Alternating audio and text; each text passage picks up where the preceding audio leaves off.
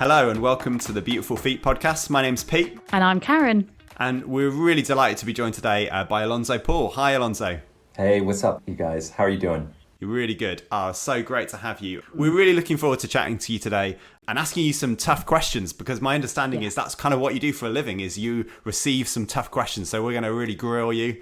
No, we won't grill you too much. We're going to ask you some questions today. Now, you work for something called OCCA, which stands for the Oxford Centre for Christian Apologetics. Bit of a mouthful. Yeah. Tell us, what is it? What is that? What is apologetics? What are you apologizing for? And you know, it's funny too, because I'm a Canadian, eh? And so I just totally gave it away by saying A at the end of that sentence.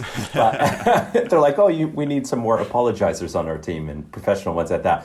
No, so apologetics is the defense of the Christian worldview. So it comes from the Bible, from the scriptures, from 1 Peter 3:15, where Peter says, for all Christians, not just some Christians or the 1%ers or something, but all Christians should be able to articulate the reason for their hope in the Lord Jesus. And you are mandated to do this with gentleness and respect. So that's what apologetics is, and that's how apologetics is done. And that's what I do. So I go to various settings, whether it's youth groups, whether it's universities, whether it's schools, whether it's churches, and we try to engage with the big questions that are on all of our minds in this cultural moment. So we speak on everything from suffering to what does it mean to be human, to what are some arguments and evidences for the existence of God. And so we engage people there, again, doing this with gentleness and respect, of having open dialogue, honest conversation, and authentically articulating why we have this hope in Jesus, who's transformed my heart, and I think can do the same for every single person. So that's what I get to do. Oh, I love that. They are big questions that you're dealing with. And it sounds like you're pretty big on engaging with people where they're at and pointing them to Jesus, which I love. Have you always been wired that way, though? Did you grow up a keen Christian? How did you end up, how did you get to where you've got to answering these big questions? Yeah, I wish I could say that I grew up like one of our staff here. His name is Professor John Lennox, and he just grew up reading C.S. Lewis and Karl Marx and all these big names and big thinkers and those sorts of things. I wasn't like that. So I came from a nominally Christian home, which means that it was nominally Christian. It was I should say, nominally Catholic. So we went to church, to Mass, every once in a while. It'd be like Christmas or Easter, those sorts of things. But it was more fire insurance than anything else, eh? So it wasn't like I'm really wrestling with the doctrine of the incarnation and what the resurrection means and, eschatological hope, future hope, what does that mean? It wasn't anything like that. It was sort of like filling up the pews on a Sunday or every once in a while on a big holiday. And so it didn't mean anything to me. And I don't think it meant very much to my family outside of a religious ritual that we would do. My parents got divorced when I was 12, and that really rocked us as a family unit. And consequently, our spiritual life, whatever that meant, completely ceased. Yeah. So there was no more church going. And I, didn't start thinking about big questions or whatever. I just had this existential crisis of, the center of my life is now absolutely imploded. And so I tried to find equilibrium the best way I knew how. And it was through friends. And through friends, I got introduced to a really dark path in life, which was I started to smoke, started smoking weed, started drinking, started partying, just to find some sort of equilibrium again, some sort of coping mechanism with the trauma that we had just gone through. And that eventually it kept getting worse and worse, but it eventually climaxed with a full-blown opiates addiction. And so I was on Oxycontins and Percocets, morphine, cocaine on the weekends, that sort of lifestyle. And I was just in a really bad place. I got kicked out of my dad's house, kicked out of my mom's house, and was living in a rough part of the city that I'm come from in Canada. And I started working with this group of dudes. We opened up a hip hop clothing store, and I loved business. I've always been like really interested in it, and these guys weren't as interested in like running a business. This was a front for selling crack cocaine, and so basically, I was managing some of the business side, but I also needed to be close to these guys because I'm like so addicted to drugs. I'm so like crippled by addiction that I just need to be around certain people like this. And so, yeah, it was a wild time of, all these guys had been to jail. These guys are carrying guns on them. They're selling crack out of the store. And I'm just like there and really lost. I'm 21 at the time, kicked out of your parents' house. Like, I'm just so lost.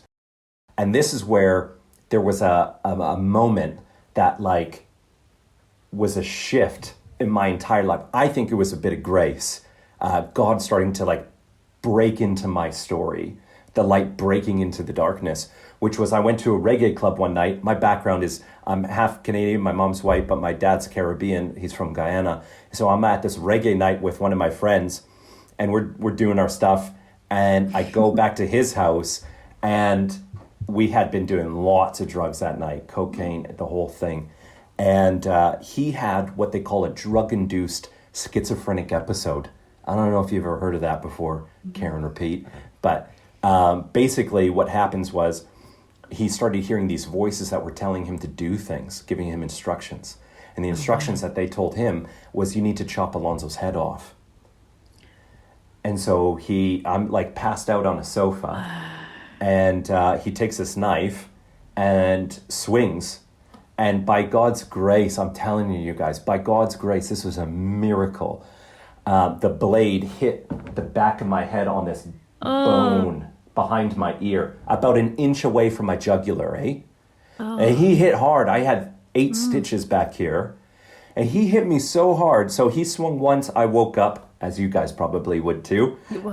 He swung again. He actually clipped me on the hand, but I managed to get him off of me and get out of the house and get myself to a hospital. And he hit me so hard in the head that I bled internally in my brain for 3 days. So I had this 3-day period of like sobering up and reflecting on how on earth did I get here in my life? There were some things that were outside of my control. That happens to all of us. But then there were certain decisions that Alonzo was responsible for as well, for getting Alonzo here. And so it was shortly after I got out of the hospital and my sister, she got saved. I didn't even know what saved was. I was like, saved from what? Yeah. You know what I mean? And so she encounters Jesus in some powerful way. And I say powerful way. What I mean by that is she looked happy. And I was just like, whatever that is, I just like want some of that so desperately. And so she invited me to church and I was reluctant at the beginning. I thought it'd be some weird cult and drink the Kool-Aid and all that sort of thing. But eventually she cajoled me, she persuaded me to go. And I had never heard somebody talk about Jesus that way, like this pastor did. It was like I had been lied to my entire life about who the real Jesus is. Yeah. And I heard these stories of Jesus, taking the broken, marginalized outcasts of his day and age, and far from fleeing from him like he's some sort of staunch religious figure, they fled to him like he was a refuge of mercy. And so I was like, I'm so sold out for this. I want this person in my life. And one day, a few months into it, the pastor was like, if you want, he gave the altar call, raise your hand if you want your sins forgiven, heaven is your home, and to have a real relationship with God, not religion, but a relationship with God. Then I want to pray for you. And I was one of the first guys to put up my hand. So anybody that's listening too, that's like a bit skeptical about the raising of the hand at the end of a sermon, I feel you on that. Sometimes that's like used and abused, but God is desperate to come into and break into the lives of lost people. And I'm one of those people that raised my hand 14 years ago, and I've just been raising my hand ever since. I want him in my life. And yeah, so that's a bit of my story. There's more to it, but we only got so much time. That is incredible. What an amazing story. Thank you for sharing that, and so encouraging in so many ways. I think as well, for some of the young people who are listening who maybe are at college when their friends are maybe going down some dark roads, often at that age, that's what happens. And just that reminder that God can break into the darkest place and into the most lost life, and can radically transform and do a miracle. And he loves to do that, doesn't he? We see that in the Bible. We see it with the Apostle Paul. We see it, God loves to do that because he's so glorified in that. And it's just amazing. And obviously that whole kind of, you met Jesus, obviously there's a whole lot more to that story, which, as you said, we don't have time for in this podcast, but what kind of then attracted you towards apologetics? What was it about apologetics that's been something that has you're now working around? Hopefully this gives some hope to anyone that didn't grow up doing, I don't know, I forget the school system in this country. I've been here for almost 5 years now, but I still haven't wrapped my head around it. But like doing things like, these A-level philosophy classes or A-level theology or whatever. And maybe you haven't done that and you're like, gosh, without that foundation, I could just never get into this. And that's just simply not true. I know a lot of other people that haven't gone through that process that still love thinking about big questions and love to think about how Jesus would respond to these sorts of things. So anyone can do this. If Alonzo can do this, anyone can do this. So how did I get into apologetics? So after my conversion experience, I quit that hip-hop clothing store for moral reasons, let's say. And I went to cleaning cars at this car collision place. So I was basically just washing cars and emptying garbages. And I'm telling you the truth, you guys, I could not have been happier. I could go back there today and just still be so happy because Jesus just came into my life and just transformed it. You have the treasure that makes life fulfilling and life meaningful and beautiful. And so you don't need all of the add-ons, let's say, or the upgrades. So love that. So I'm cleaning cars or whatever. And I'm starting to listen to podcasts. I'm starting to listen to the Word on the audio Bible because I'm a horrible reader. And I come across these guys like Lee Strobel, let's say, for the Case for Christ. That's his famous book. Yeah. And I was just like, oh my gosh, there's this intellectual world to Christianity that I had no idea about. And even as the more I reflect on this, even in this moment, looking back, I thought maybe this is just some of these 21st century thinkers that are, really plumbing the depths of Christianity. False. That's just not true. Christians have been thinking deeply about the big meta questions since the person of Jesus. They were always thinking about the meaning of life and God's existence and so on, and wrestling with people's big questions from Jesus. And you can think of Justin Martyr in the 1st century, Augustine of Hippo, the famous African theologian in the 4th century, to Aquinas in the medieval, I think he's in the 1200s, all the way on to the present day. So there's just always been this deep intellectual wrestling and grappling with the Christian worldview in the Christian tradition.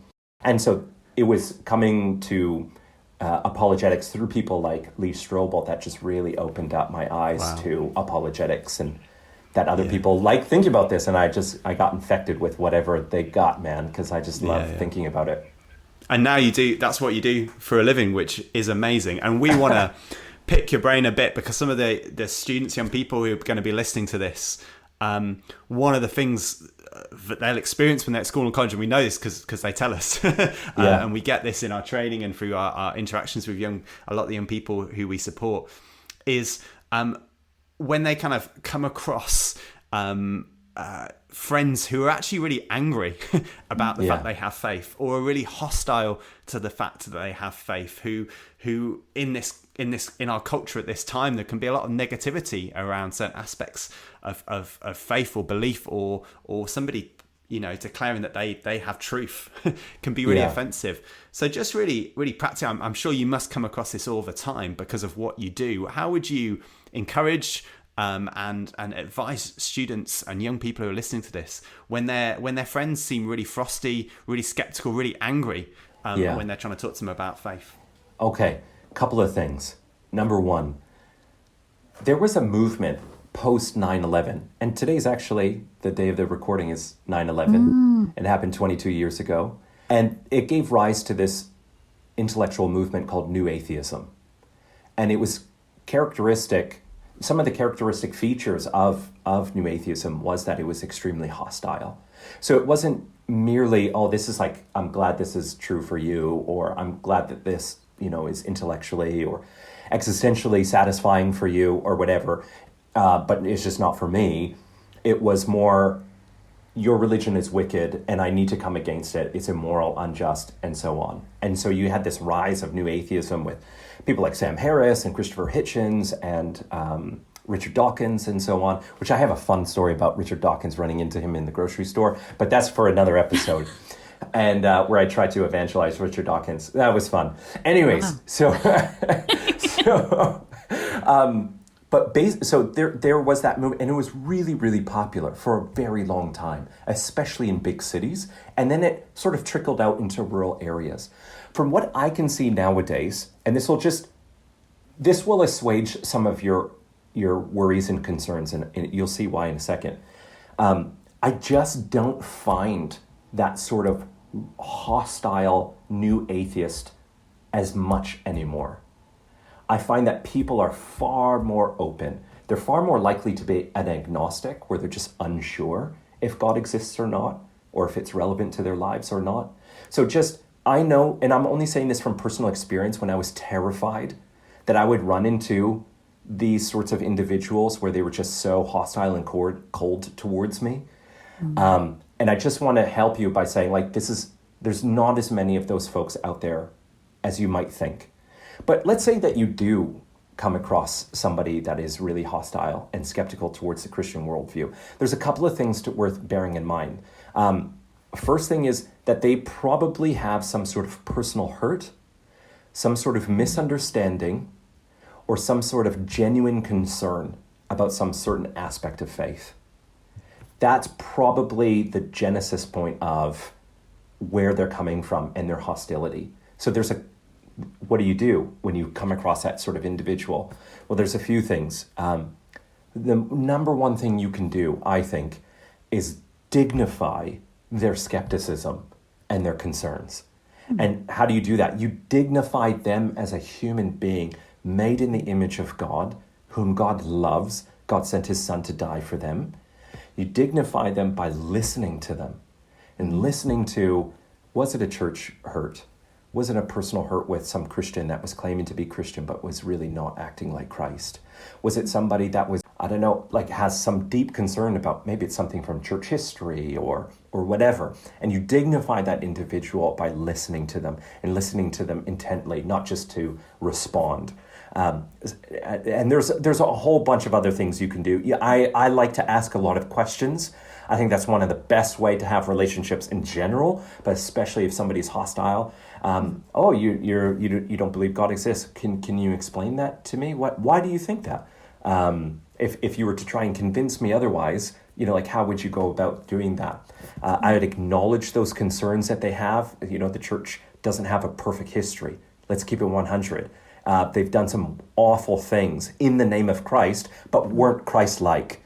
And so that's not okay. And we should be the first ones to acknowledge and affirm some of those concerns that they have. And then I would just share a lot of my own journey of, hey, man, you may have come across religion and that might have hurt you, or you've observed religion in the world. But really what Christ is calling us to is not some sort of intellectual assent to a set of propositions, but is calling us into a relationship with him. your creator, the one that knows your purpose in life, can fulfill you and satisfy you in a way that the material world just simply can't do. Yeah. So those sorts of things I'd be doing. And then last of all, you got to pray. Not just in your quiet time by yourself, but you can pray while having a conversation with them too, eh? And so I would just always have a prayer on my lips as I'm engaging with them. Oh, thank you so much. Just that idea of dignifying your friend is fascinating. I'm going to mull on that over the next week and how I can do that with my friends. But what would you say to listeners who just feel like they're just really rubbish at answering friends' questions? Like maybe they're petrified to be asked because they wouldn't know where to start, or they're nervous about getting it all wrong, or like they just don't have the big words. What would you say to anyone? I am that person. Don't have the big words. That is not true. You used assuage earlier, which I love. I am going to use assuage this week. But what would you say to anyone who feels like that? Oh my gosh, you're so normal. That's what I would say to you. And it's okay. It's okay to not have all of the answers. Can we just keep it 100 again? You know what I mean? Not all of us can be these Alistair McGraths or John Lennoxes of the world or Rebecca McLaughlin's of the world, that it's just like, gosh, their intellect just knows no bounds. So it is okay. Christianity, fun fact, so even though there was this deep intellectual side of Christianity since the beginning, Christianity has marshaled slowly but steadily forward by just the faithful witness of everyday Christians that didn't know all of the philosophical arguments, that didn't know all of the theology, that didn't know all of the science, that didn't know all of the sociology and anthropology and so on. They just loved Jesus, have a real relationship with him, and carry the faith on faithfully, and just lived it. And so it's okay if you don't have all of the answers. Here's a couple of things to think about. Number one, if you have, let's say you're having a conversation, you and your buddy, you guys are at Nando's. You just got some extra hot chicken. You sit down, you just know it's going to be a good conversation. You got your hot wings, you're living your best life, you know what I mean? And they ask you that question that you're just terrified that they would have asked you. What about all the suffering in the world? Or what about God and science? Doesn't evolution disprove the existence of God or something like that? And you're terrified because you don't know that answer. I have found that you can earn so much equity, so much credit with a friend by just saying, you know what, I don't know that answer. But I think that that's a good question. I'm going to go think about it and come back to you. And I don't know if you've heard that sort of response before, but I've employed that and it works. People don't expect you to be a walking ChatGPT or Wikipedia, And so it's just normal that you don't know some answers to some questions. It'd actually be really weird if you did know the answer to every question. And sometimes even in our Q&As, sometimes I'll just say I don't know. And it's in front of an audience and I haven't died yet. So it's it's okay, man. But you know what? Going and actually, so you can say that, but you need to follow through. This is I think is part of your Christian duty. I think it's a sacred thing to do. I think it's a spiritual practice. And it can be a spiritual practice in the following sense. Suppose somebody's saying, something about evolution to you. You go and research that and you find some great thinkers on evolution and you start seeing this beautiful side of God that you had no idea existed. That's your heart's going to start worshiping. Yeah. And then you can go back to your friend and be like, this is what I found. What do you think? And let's have a proper discussion about it. Therefore, I think that we should embrace these sort of conversations as a spiritual practice, as well as just being part of the Great Commission, which is applicable to every single believer. Why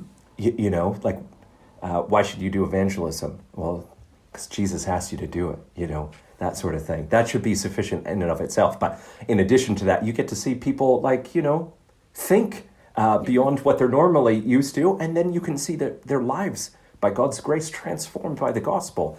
So those were a couple. I have lots more stories, but we're limited on time.